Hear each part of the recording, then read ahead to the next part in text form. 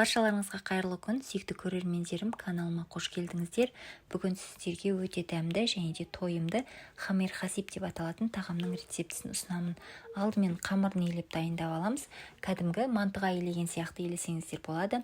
Ұнымызға тұз, жұмыртқа салып, және де суымызды қосып, орташа тығыздықтағы қамырды елеп шығамыз. Өте қатты қылып елемеңіздер, шамалы жұмсақтау болғаны жақсы.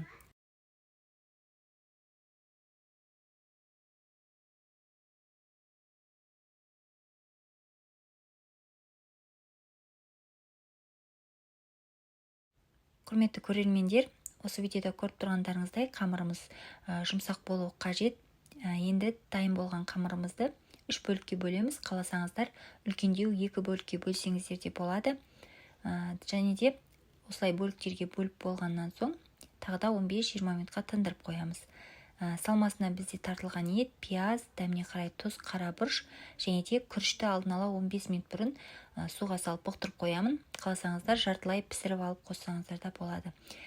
Енді осы салмасының барлығын жақсылап біркеліктетіп араластырып аламыз. Осымен салмамыз дайын. Келесі кезекте жаңағы тындырып қойған қамырымыздың бірінші зуаламызды алып, ұн сеуіп, жұқалап жайып аламыз. Кәдімгі бешбармаққа, мантыға қамыр жайған секілді жұқалап жайып дайындап аламыз.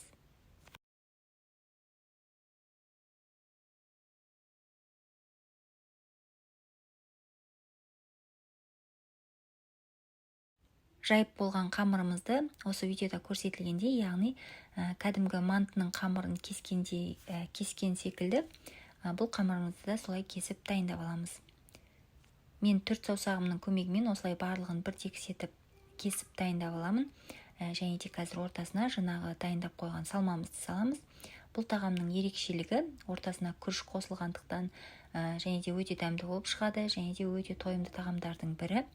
Өзімнің отбасыма өте қатты ұнайды, сіздерге де ұнайды деген ойдамын.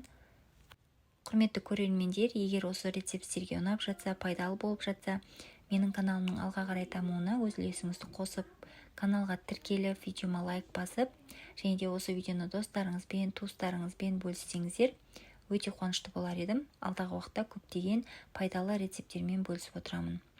Көріп тұрғандарыңыздай салмасын салып, осы видеода көрсетілгендей етіп, хамир хасиб тағамымыздың формасын шығарамыз. Яғни қамырымызды осы видеодағыдай орап дайындап аламыз.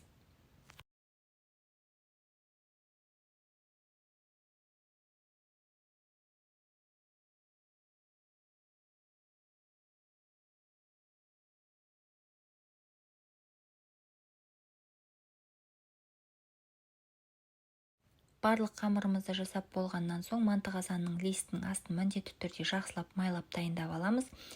Кастрөліне су құйып жақсылап сақырлатып қайнатып дайындап қоямыз. Және де міндетті түрде қамырдың бетіне сұйық май жағуды ұмытпаңыздар. Қайнап тұрған суда шамамен 40-45 минут аралығында пісіріп аламыз. Көріп тұрғандарыңыздай тағам дайын болды.